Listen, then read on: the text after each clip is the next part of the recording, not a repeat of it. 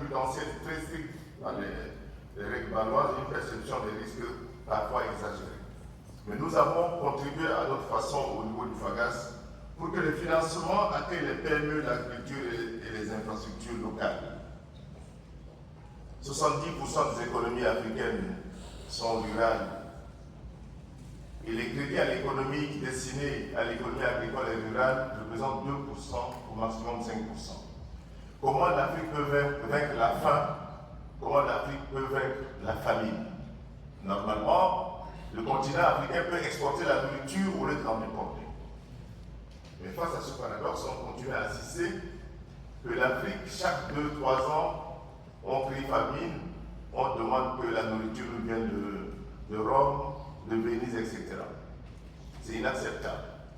Mais je pense que le plan Mattei est une opportunité. C'est une opportunité parce que vous êtes en train de créer une relation de confiance entre les entreprises privées italiennes entre elles, entre les chambres de commerce italiennes et africaines, entre les chambres d'agriculture africaines, italiennes, etc.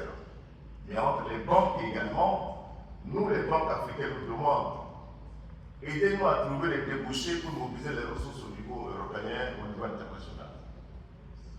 Je pense et j'insiste, avec nos partenaires ETC, le FAGAS va continuer à dialoguer avec les autorités italiennes et nous sommes prêts à vous accompagner, à travailler avec le plan Mattei pour qu'on puisse élargir la base des interventions et trouver des débouchés nouvelles en termes de mobilisation de ressources et en termes de mise en œuvre de ce plan Mattei, que je pense est un nouveau paradigme très porteur à la fois pour les populations italiennes et africaines.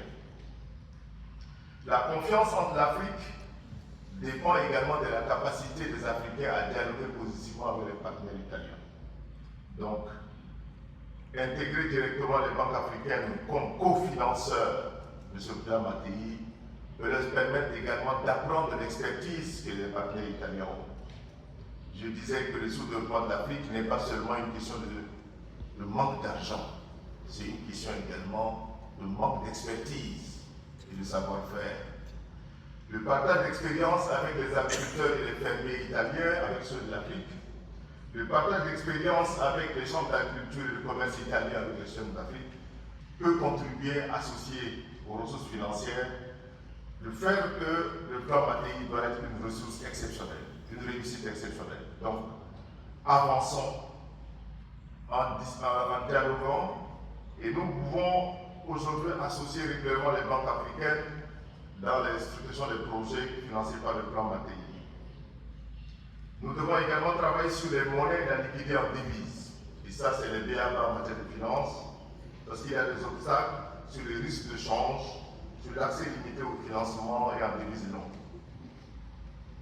Je voulais sincèrement, pour ne pas prendre beaucoup de temps, envoyer un message d'espoir que le plan Mattei, avec la nouvelle génération des Africains, on peut travailler sur la qualité de formation, échange d'expertise, d'expérience, afin que l'économie réelle de l'Afrique soit financée.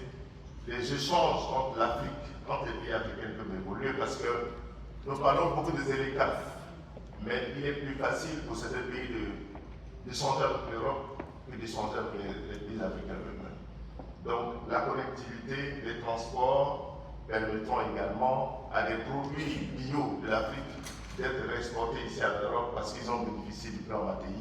Donc il faut renvoyer l'ascenseur à qui de droit. Je vous remercie.